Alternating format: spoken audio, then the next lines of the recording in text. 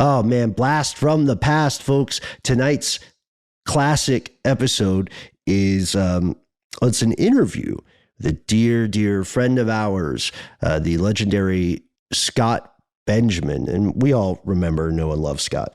Absolutely. And, it's funny because this story was big in the news, at the time, but it seems like old VW has recovered for the most part, moved past it. At the very least, it did not entirely torpedo the company. But what are we talking about, you might ask? Well, we're talking about some weird devices that were found to have been installed in certain VW cars that made them seem like they were a little cleaner burning than they actually were. And just a minor update to this story, you can find electric charging stations all over the country now. That's right. That were forced to be placed there by Volkswagen because of what we're going to describe in this episode. So without further ado, here's the great Volkswagen cover-up with Scott Benjamin. From UFOs to psychic powers and government conspiracies, history is riddled with unexplained events. You can turn back now or learn the stuff they don't want you to know.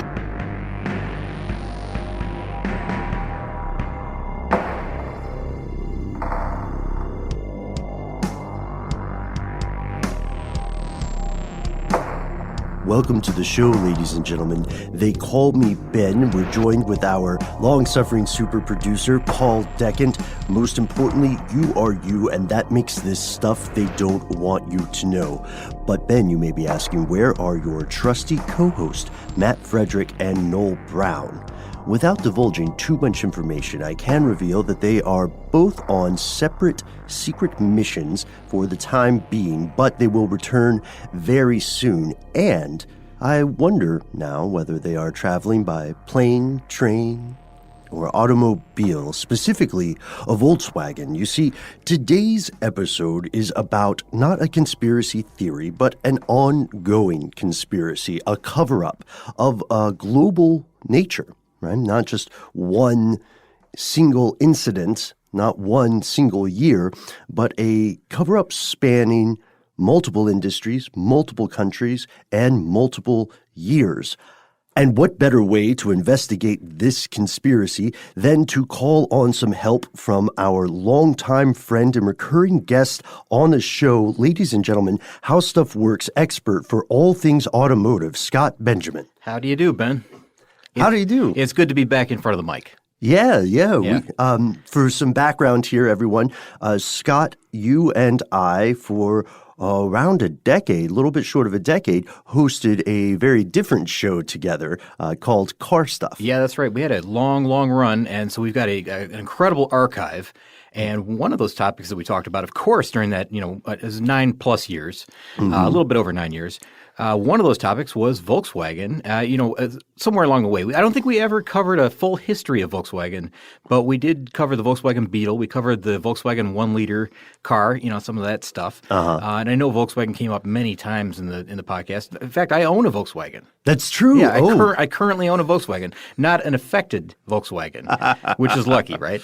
Yes, very fortunate. Yeah. And you know what? I owe you another thanks for coming on the show, because I completely forgot when we said, Scott should be our guest for today's episode. Yeah. We completely forgot that you do, in fact, drive a Volkswagen. Yeah, well, again, thankfully not one of the ones that had to be recalled, but this is an incredible story, one that unfolded in front of the media, in front of the world, really. Mm-hmm. There's no doubt about it. I mean, there was a cover-up. We'll talk about that for sure. Mm-hmm. And it did span many years. And there was inside knowledge of this early on. It was known to the company before it was released to the public. I mean, they were definitely trying to hide something. Absolutely. And so for anyone listening to the show who is not specifically a gearhead or doesn't consider themselves a car person, we can guarantee that you are going to find some very strange and fascinating things nonetheless. And the story begins,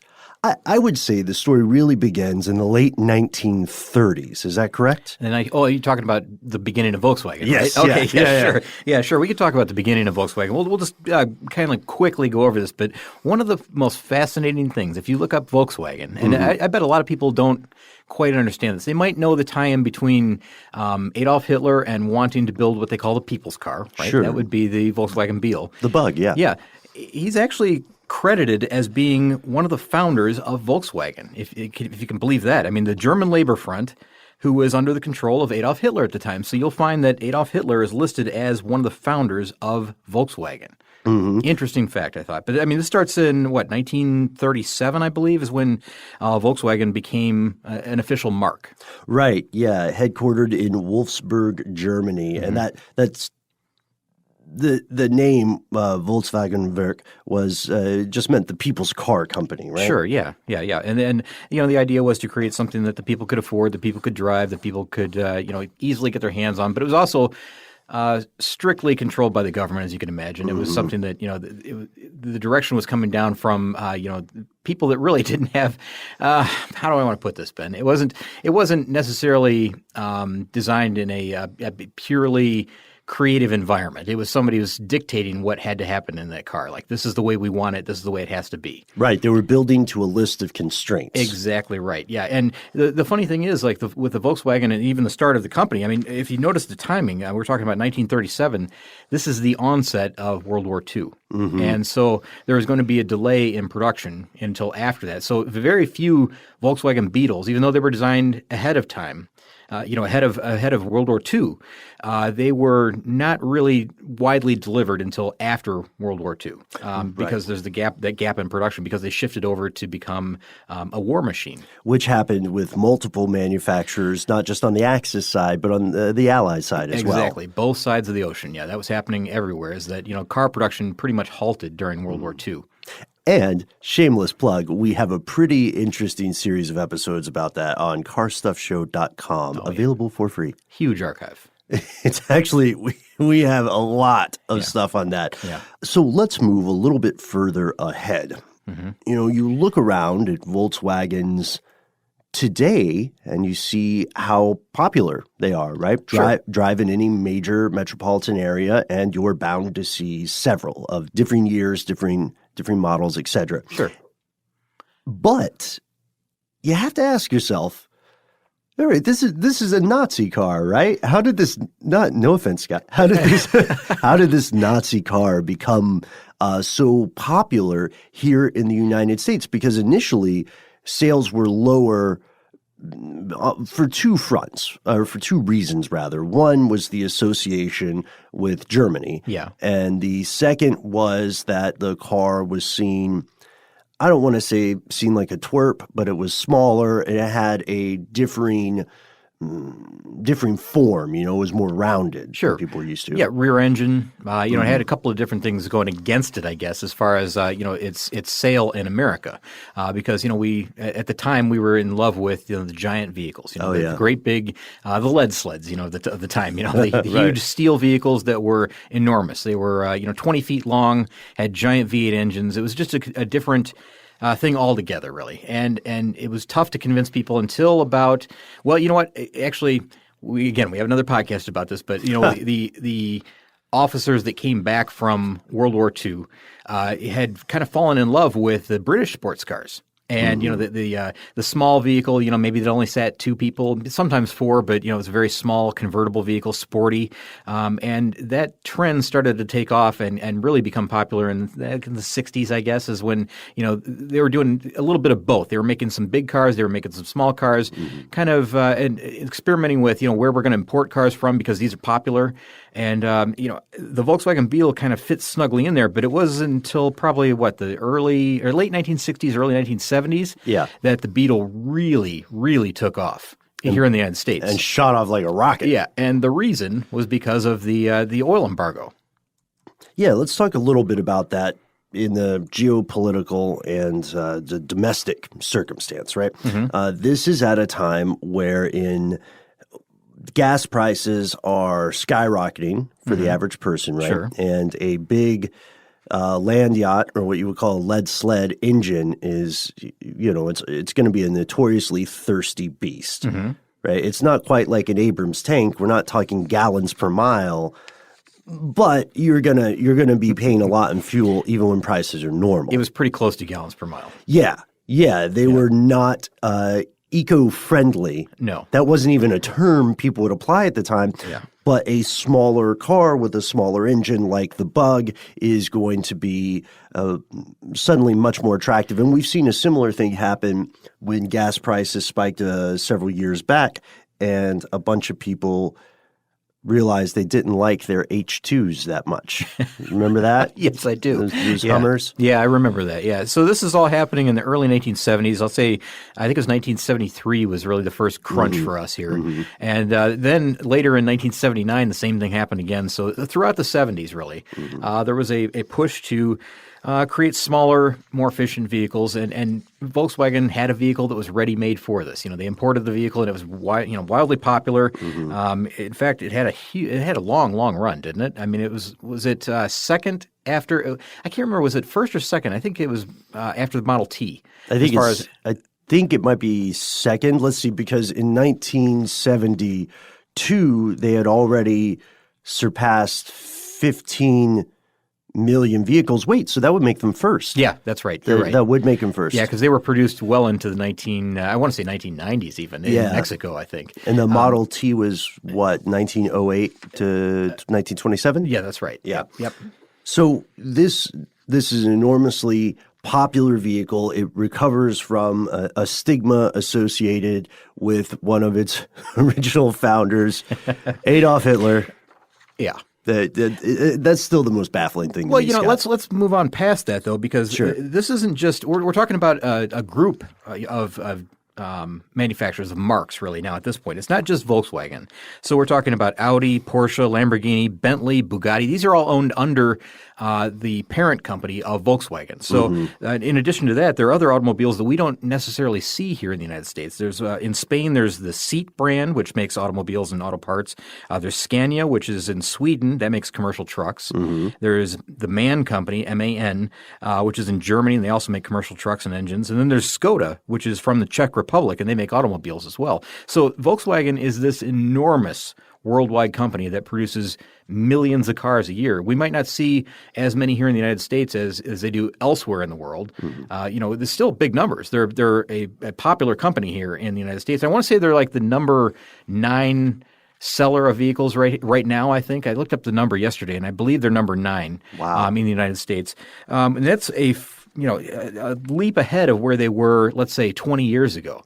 20 years ago, they were selling, it's probably tens of thousands still, but now they're selling hundreds of thousands of vehicles in the United States, if not, over 1 million at this point. So, and again, that encompasses all their brands. Now, I know some of the smaller, I shouldn't say smaller, but some of the more boutique type cars, I guess, the Lamborghinis, the Bentleys, the Bugattis, they sell less, of course. Their primary, if you want to call it bread and butter, I guess, would be the Volkswagen brand, Audi brand, and even, I'll say even Porsche, because they sell a lot of cars here. That's true. Yeah. I would say that. Yeah. And strictly speaking in the U.S. And we're establishing here that this is not I don't know what we call it. This is not a cottage industry. This is not the rarefied air of high performance exotic cars. This is not McLaren doing something of this nature. So we have this massive car manufacturer, right? Yeah. We're talking millions of cars. We're talking billions of dollars. And then, of course, we're talking about the law, right? Because just the same way that the original VW Beetle was built according to a set of constraints, all vehicles in developed countries must conform to certain sets of standards. And this includes everything from, the presence of airbags to brake standards, like when you apply a brake, to things like collapsible joints, used in place of an accident. One of the big complaints you hear from a lot of a high performance car enthusiast is that these safety regulations primarily add weight, in their opinion. Right? Oh, sure. Yeah, absolutely. It's to a lot of people, it's a lot of nonsense. Sure. But to other people, it's a necessity. You have to have these things in order to produce and sell a vehicle in the United States or in the European Union or in the China market or wherever you're talking about. You have a certain market that you have to target for certain things. And emissions is one of those things. They have cars that are U.S. emissions compliant, and they have cars that are European emissions compliant rather. And those are two separate things. It's different systems. And I'll tell you, I found this out. I was kind of fascinated by this when I read this, and I didn't quite understand this, but someone had described it in this way, is that I guess what we're talking about is different types of exhaust gases that come out of the tailpipe, really, and what comes out of there. It's mandated by the government agencies that are in charge here. So in the United States, it's the EPA that's in charge of making sure that the vehicles are compliant to whether it's the country, the state, or even the county or the city that we're in, because it does vary state by state in that way. Sometimes it's just the county that you're in. Because here in Georgia, just because we're in the county that Atlanta is in, the main city, the capital city, we are required to get emissions tested every single year. Once a year around your birthday, you have the emissions tested. Then it's when you get your tag renewal and all that. But if you're outside of that area, they don't care. There's no emissions testing. It's different from by state. Some states, the entire state it's necessary. Other states, it's just certain areas like what we have here in Georgia. And then some of them have year exclusions. Like if your car is older than a certain age, it doesn't have to be tested. And some of them, the first 4 years, you don't have to have your car tested because it's a brand new car. Which all this seems very arbitrary. I understand, but these are rules that are refined state by state. So that there's one overlaying rule from the government that says in order to buy or to import and sell cars here in the United States, you have to meet these mandates. And the same thing with the European Union, except it's a set of directives that come down from their leadership. It's a little more centralized. Exactly right. Yeah. So they have a more standardized system for all of the European Union, really. And of course, like any large manufacturer, Volkswagen has hundreds and hundreds of people whose sole job in the organization is to make sure that these cars meet these standards. Yeah, and just so I'm clear on this, I mean, the U.S. and the European Union have different air pollution standards. So just take, for example, the U.S. standards are kind of strict on nitrogen oxides, which is, you'll see it abbreviated as NOx, and then particulate matter. Well, the European standards are more strict on carbon dioxide, which is CO2, and carbon monoxide. So in other words, European regulators are focused on like fuel efficiency, and they try to limit the dependency on crude oil from Russia and the Middle East. Well, and on greenhouse gas emissions, of course, and of course, climate change plays into all this. But on the other hand, American regulators are more focused on smog and the health impacts of the air pollution. So they have different standards based on what they're trying to achieve. For their air quality, I guess. Yeah, that makes sense. That's not a crazy story. That all seems on the up and up. So what happens when things start to go wrong? We'll answer this after a word from our sponsor.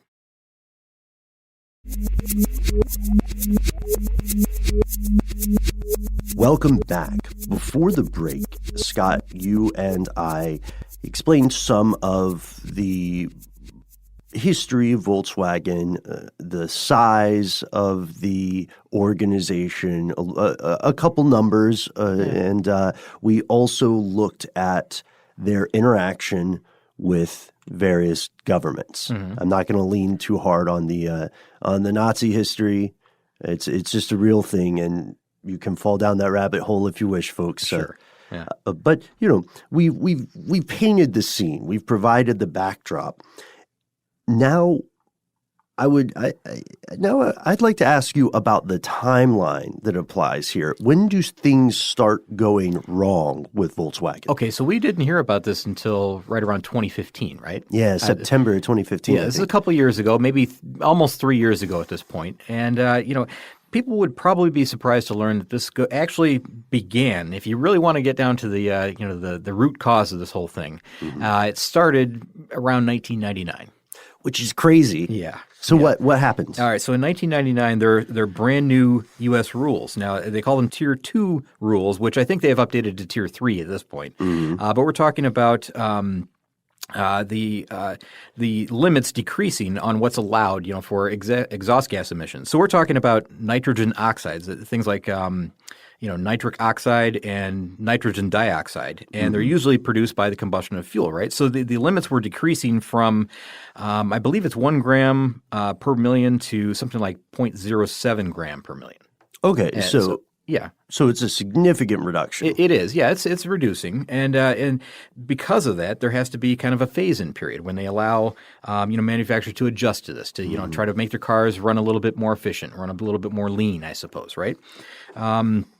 The problem with that is, and as we'll find out, is that you want to kind of have a balance between performance, of course, because people want performance in their car. They don't want to be just an absolute dog on the road, of course. And you don't want to have a vehicle that is just spewing emissions, because it takes more fuel probably in most cases to go faster, right? You're trying to get the most efficiency out of that fuel. And sometimes that requires burning more fuel. In fact, all the time that requires burning more fuel, right? But you're trying to do that in a way that, you can filter, you can, run it as lean as possible while still maintaining this balance between performance and fuel economy. Okay, so that's the idea. Oh, we should also point out those nitrogen oxides that we're mentioning. Think of those as some of the key ingredients in air pollution. So these are the gases that are instrumental in the formation of stuff like acid rain or smog. Yeah, and I'll tell you that this is difficult to do because they give the manufacturers 10 years. In order to conform to this. So they've got 10 years from 1999. So let's say 2009 is when these new standards are supposed to take place, right? They're going to phase them in. So throughout the 2000s, let's say 2004 through about 2009, there's this diesel emissions change as well. It's not just gasoline, it's diesel as well. So in 2007, Volkswagen officially suspended the sales of the current diesel lines, and they were waiting for new technology standards to come through. Right. They're developing new product is what they're doing, really. They also this is also around the time that the European Union banned something that was pretty common in this diesel testing thing. And that was something called a defeat device. Ah, yes. Okay. Now, the defeat device will come up later, I'm sure, but the defeat device is nothing that is exclusive to Volkswagen. I think we should just state that up front.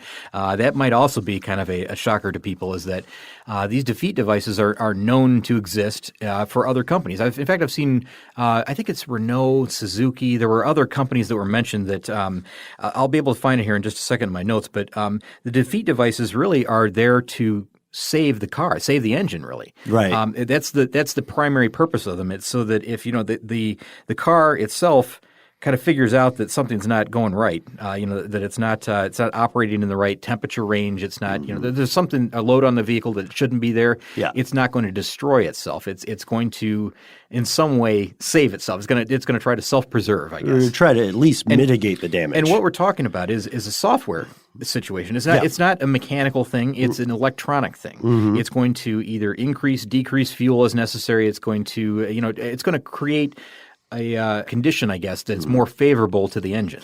And in 2007, the European Union finally introduced a rule for car makers that said you gotta stop using this defeat device loophole, because what they were doing with the software, which, as you said, Scott, was designed to preserve an engine. What they were doing instead was using it to cheat on these tests. It would manipulate emissions and therefore performance, right? Or performance and therefore emissions, depending on whether the car was on the what they would call the test stand, where you test the performance, you see if it meets emission standards, versus actually driving on the road. Sure. So the fancy insider automotive term for this, and I don't want to get too into jargon, is cheating.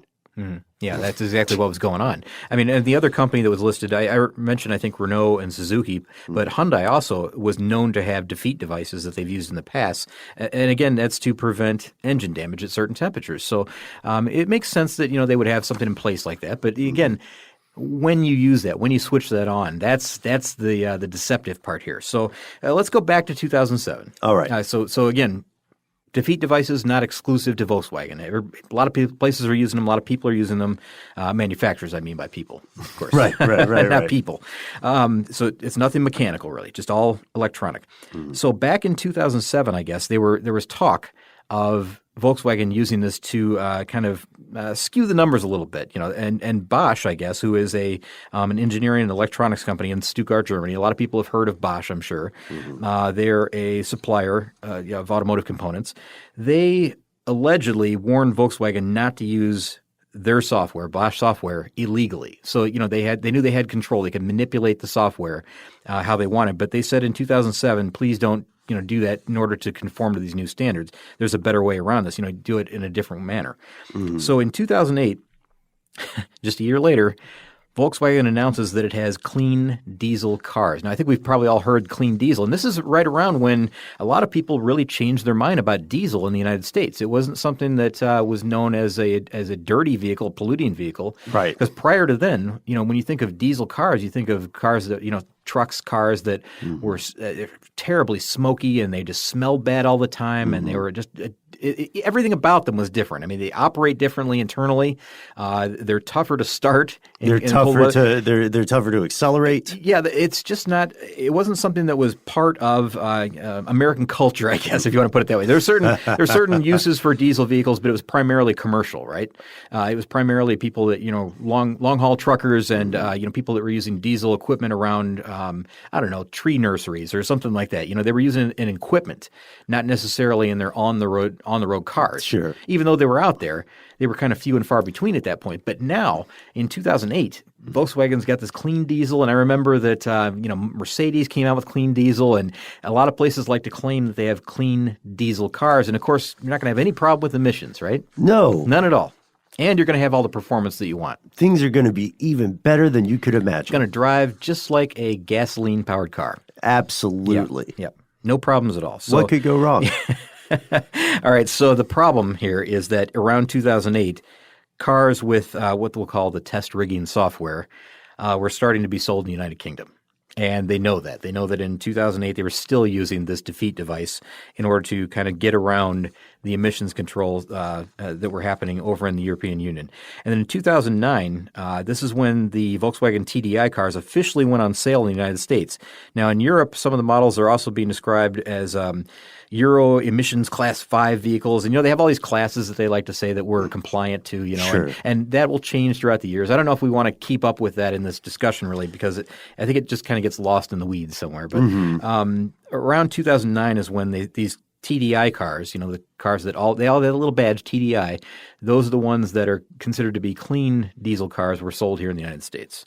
And then I guess, from around from 2009, right when they were introduced until about 2015, and that's the key date, right? 2015, it seemed like there was really a big movement. A lot of people really liked their diesel cars. They didn't have a problem finding the gas at gas stations because more stations were carrying it now because there's this influx of cars that require diesel fuel. You can't fill it up with gasoline, of course. So there's that. It's just an easier vehicle to be able to fuel than it was like back when you had to go to a truck stop somewhere on the highway in order to get fuel. Now you could go to practically any gas station and fuel up, and you were getting the performance that you wanted out of it. It was just like your gasoline-powered car. They're brand new. There was something that at the time was economical, I guess. Sure. They were fuel efficient. You had it all, really. Until. That's a long pause. Yeah. Until. It's a little dramatic there. Until people started comparing notes. Yeah. And we'll get to that after a word from our sponsor.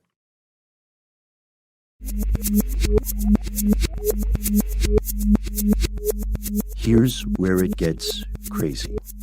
So, as we said at the beginning of the show, 2015 is sort of a harbinger of things to come, right? Yeah. So here's what's happening. During this time and the years leading up to this moment, as we said earlier, different states, different countries, different counties within states all have differing standards, right? Yeah, sure. And largely a lot of the testing is going to be the same. It's just where they set the bar for passing or failing. Yeah. And what they're testing for, right? Yeah. So here in the United States, one of the states with more stringent standards would be California. Sure. In the automotive world, California is very well known for having emissions standards and pollution standards that are significantly higher than other states. They have a group called CARB, which is the California Air Resource Board. Mm-hmm. And how many times in the past just remember back a couple decades, if you will. Sure. Think about like watching cars being given away on The Price is Right, or one of the game shows. How many times did you see them say, or when they're giving away a car, they would say that it's CARB certified or it has California emissions? Right. California emissions was a thing, and I don't know. I think it kind of still is, but that includes more states at this point. Now there are other states that have matched what California has done. So at the time it was just them, but they had much stricter restrictions on. Is that what stricter restrictions? I guess. Yeah, that's fine. I guess they were very specific in saying that it's definitely got California emissions. It's California Air Resource Board authenticated. That this is one that complies to that. Absolutely. And at the time, that meant that you could drive this car anywhere. Yeah, sure you could. If you could drive it through California, you know what I mean? You're good to go anywhere. You could take a car out of there, but if you were to move into California with another vehicle and have to have it tested, you would likely have to add a bunch of hardware in order to make your car as clean as the cars that were meant to be sold in California. Yeah, and at some points during that time, people moving to California would just sell their car. Yeah, it happened. And, now there are many other states that have kind of followed suit with California in their same strict restrictions on exhaust gases. So in 2014, the year before the S hits the F, if we're going to keep it as a family show, right? The year before the Badgers pop out of the bag, CARB, the California Air Resource Board, is studying discrepancies that they've found between European and U.S. models of vehicles, right? Sure. And they take 3 different sources for 15 vehicles, and they find something not quite rotten in the state of Denmark yet, but they find something smelling a little ripe because several scientists, I believe in West Virginia, said, hey, there's something up with the diesel cars. Yeah. Because we had 3 that we tested, and what they're showing us on the road is vastly different. They're much, much dirtier than the test would indicate or than the auto manufacturers have promised. So what's really unusual about this is that you could take those same 3 vehicles that you're talking about, just random vehicles that they selected and put them into a test bay and measure their emissions, and everything will turn out fine. They will certify as, no problem at all. It's emissions compliant. You take that same vehicle and you attach mobile technology to it, I guess, something that is that can test the vehicle while it's on the road, while it's driving. And they were finding that these cars were emitting sometimes 40 times the amount of permitted levels of nitrogen oxides. 40 times. 40 times the amount. So what is happening during these testing procedures? Is it an accident? Is it somehow just these individual cars, right? Did something fail on these cars? That's the first question. Is there a defect? Yeah, sure. And you might be scratching your head like, why would they go to West Virginia to check this out? They went to West Virginia University, where they have something called the Center for Alternative Fuels, Engines, and Emissions. So they have something that's called, confusingly enough, CAFE, which is with an with an extra E, not CAFE standards, but with an extra E. CAFE. And CAFE standards, just by way of reference, are a set of regulations that cars have to obey in the United States. Yeah, this goes back to what we were talking about in 1999 when they've got 10 years to comply to this, an overall fuel economy for your fleet of vehicles. More on that on CarStuff if you want to go to it. Shameless plug.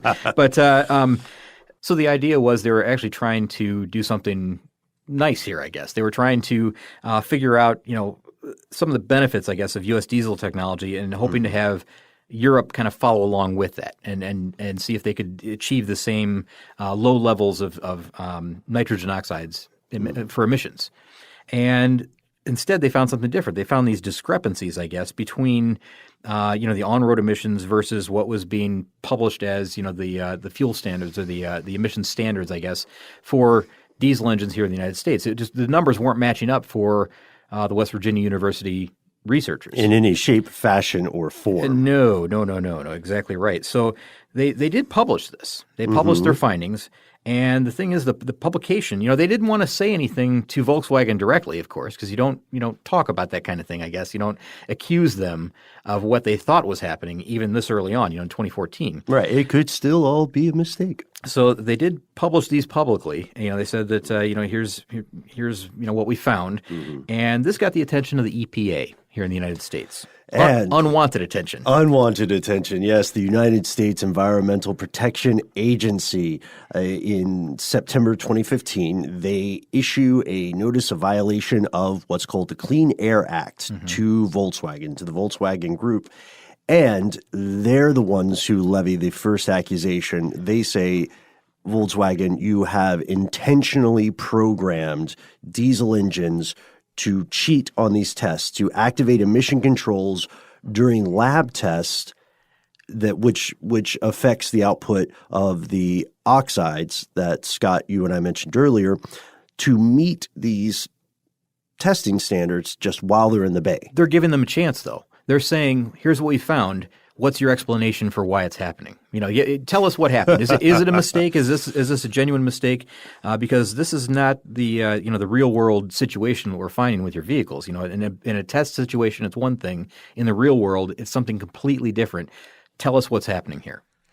We want to talk to the engineers that helped work on this. Oh boy. Yeah, that's someone you don't want to have knocking on your door as the EPA when you are in charge of the diesel engine program. And we'll talk about some of the people that were involved in this later. I mean, there's a few people that wind up in the fallout of this whole thing. But so the timing of this is interesting because you would think that Volkswagen, now they denied this right up to the very end. I mean, they really did put it off. And you would think they would just say, "Hey, you caught us." But I don't know, Scott. Is this a my bad situation? I don't. You know what? I don't know. I mean, which one would have been better? Because here's what happened. The EPA gave them a chance. They said, we're telling you right now that these cars are not CARB, not EPA certified. They're not satisfying our standards. So why don't you tell us what you're going to do to change this? So for a year. Right? Yeah. For a year, they say technical glitches, technical difficulties. We're working on it. Right. And the CEO at the time was a fellow named Martin Winterkorn.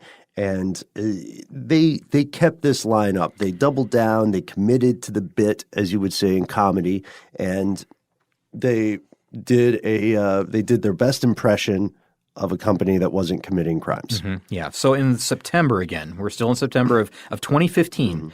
The EPA threatened to not certify any of the 2016 diesel engines that Volkswagen was going to sell. So they said, what are you going to do? I mean, we're not going to allow you to sell these cars in the United States. You're going to lose out on hundreds of thousands of sales. Right. Volkswagen finally responds to the EPA, not to the public, but to the EPA by admitting that the software was programmed to cheat testing. Now, this is September 3rd of 2015. By September 18th, now, so that's 15 days later. So they had more than 2 weeks for Volkswagen to come out with a statement, whatever they wanted to say, and to kind of gloss this thing over. Right. They didn't do it. The EPA actually comes out. There's a public service announcement from the EPA that orders the recall of all 2009 through 2015 cars that are equipped with this TDI engine here in the United States. And it wasn't until the 20th of September, so 2 days after the EPA announces this, that Volkswagen finally admits this deception and issues a public apology. So they were given practically a month. We're talking about practically a month where Volkswagen could have come out on the early side of this. I think they were kind of calling the EPA's bluff, I think. Almost like, are they going to say anything? Are they not going to do it? I'm sure that they were telling them that they were going to. Right. I don't know. It's just a confusing time right around September of 2015. So Volkswagen CEO Martin Winterkorn says, I personally am deeply sorry that we have broken the trust of our customers and the public. And he was in charge from 2008 to 2015 when I believe he resigned. So throughout the whole thing, really. Yeah, it was his ship. Well, production, I guess, throughout the production of the whole thing. He called it the terrible mistakes of a few people. Right. Oh, boy. Right. Okay, yeah. But you know what? Okay, so this is another big question is who knew, how far up the chain did they notify somebody that this was happening? Did he really know? Did he not know? That's another thing, is that it was a secret that was kept from him. You're like, hey, Winterkorn, we've got some fantastic news. Our TDI diesels, or our diesel engines rather, are certified in the United States, and we got all the performance we wanted out of them, and we got the mileage that we wanted out of them. Right. And did he just clap twice and say, great job, guys, that's lunch? Yeah, exactly. You don't think he had any questions, any follow-up questions about, how that was possible, and, some of the struggles that they had in the past. So I don't know. I feel like he did know something. I mean, I genuinely do. But 3 days later, okay, so we should say this. Stock went down immediately the next day. By a third. Yeah, easily. Went way down the very next business day. And Volkswagen was said that they were going to spend, I think it was like $7.5 billion, I think, to cover the costs of the scandal, for the recall, I guess. Because at this point, we're really just talking about a recall. It's nothing more. I shouldn't say nothing more, like I'm downplaying it, but it's huge. This is a great big recall. Winterkorn resigns. He's, I remember, CEO. He resigns just 3 days after the announcement is made to the public. And so on September 23rd of 2015, he's out, and someone brand new is in. And Volkswagen then just a week later announced that they were going to refit up to 11 million vehicles that were affected by these emissions, the defeat devices, I guess. But they're still doing damage control. We have to interject because their new CEO is a guy named Matthias Mueller, and he says, okay, hold on, guys. The software was only activated in a part of those 11 million cars. Yeah, sure. Yeah, sure it was. So it smacks of damage control, but you can't blame people. Of course, that's what they would do. But now other countries are involved, right? Sure. So this has expanded beyond the United States, beyond, Germany, and it's become known as Dieselgate. Mm-hmm. And one of the strangest things about this story, Scott, is that it continues to unfold. So by the time our episode comes out, there will almost certainly be new developments in the mix. Oh, sure. Yeah. It's not just the vehicles that we've talked about. I mean, there were 2-liter vehicles, there were 3-liter vehicles. It encompassed Volkswagen, it encompassed Audi. Porsche was involved. They have a diesel engine as well in their Cayenne model. So it encompasses a lot of different parts of the company itself. It's not just the one mark. It's not just Volkswagen. It's at least 3 other companies that are being forced, I guess. It's actually forced, because they're not going to do this voluntarily, really. Right. I mean, but they're being forced to make good on this. And there's a couple of programs that they set up in order to make things right. So Volkswagen set up what they call the Volkswagen TDI Goodwill Package, and there were a lot of back and forth emails between dealerships and owners, I'm sure, and messages. But essentially, you can go online, you can check your balance. You enter your VIN number, you see if your vehicle's affected, that type of thing. You search to make sure yours is one of these, and then you can check they give you a loyalty card, I think, is one of the things that they do. One that is it has cash on it. Another one is good only at the dealership, and then I think another one was there's like a buyback program where you can trade in your vehicle, you can terminate your lease, and there's a lot of different variances between what happens based on what vehicle you have and what they allow. And that's a terrible way to describe that. I'm sorry. No. If you go onto the site, I think it's called. I think it's called vwdieselinfo.com. Even if you don't have one of these, you can kind of find out what was made available to the owners there. Right. And if you do happen to have a Volkswagen, it is well worth your time to check, if you haven't yet, to see whether your vehicle was affected by this scandal, by this Dieselgate. And here on Stuff They Don't Want You to Know, one of the things that we often run into is corporate malfeasance, right? That's what this is. Yeah. And the questions that we always return to are sadly the same. And the primary question is always going to be, what happens to those responsible? Are there any consequences for these actions. And to the average consumer, regardless of which country they reside in, it often seems that the so-called the fat cats or the titans of industry rarely have to face the music. Yeah, they're not held accountable. They're not held accountable yet. In this case, as legal proceedings continue, we can tell you that in several instances, people have been personally convicted or punished for this. Yeah, very recently. Very recently, yes, Scott. In December of 2017, someone actually went to prison. Sure. Not just someone, 6 people. Yeah. And in fact, one was here from the United States. Oliver Schmidt, he was arrested in Florida, and that was very recently. That was, again, in December. Did you say December of 2017, I think?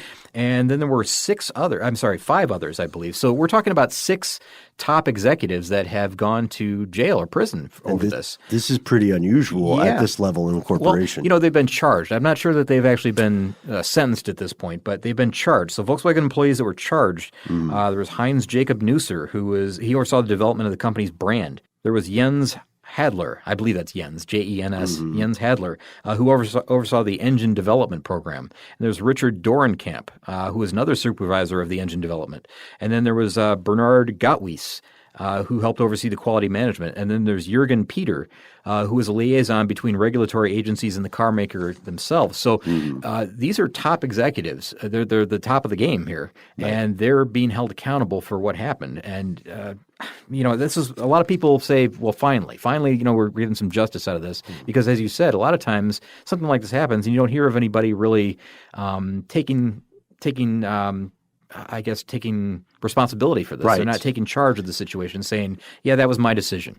Let me clarify the timeline here, because I said December of 2017. That is when Schmidt is sentenced. So these charges are probably a little bit earlier. Oh, probably months earlier. Yeah, he was originally looking at 169 years in prison, Scott. Whoa. On 11 felony counts. So they don't take this lightly, do they? I mean, this is something very serious. And I don't know if we've even said this number yet, but we've thrown around a few numbers of what this is going to cost VW, right? And, in the end. And they were talking early on about per vehicle charges, and I think it was like 37. They could be fined something like, this is just here in the United States, $37,500 per vehicle that they sold in the United States. That's more than a lot of those vehicles cost to begin with, brand new. Yeah. So it's a healthy fine. I mean, it's a very big fine, and they were talking in the billions of dollars. And every day it seemed like there was more and more bad news coming out. In the end, this whole thing, with the penalties and everything, they're finding out that this is going to end up costing the company something like $21 billion. $21 billion. Billion. With a B. With a B. With a B, that's right. And, I think there's something like, 4.3 billion of that is in just criminal and civil penalties. But then the rest of that is in what the company has to do, either retrofitting the cars, either buying back the cars, giving out these courtesy cards. I forget what I call them, loyalty cards, I think. It's really, really expensive for them. But more than $20 billion is what this is going to cost the company. And more than that, this has cost this company their reputation. Oh, yeah. Volkswagen has been, if you paid attention to any of their public announcements recently, gone to any of the websites, this is something that has just cut them to the core. They don't know what to do, because they want to retain the people that they have already, that already believed in them. But a lot of those people won't buy another Volkswagen. They don't find that they can trust the company.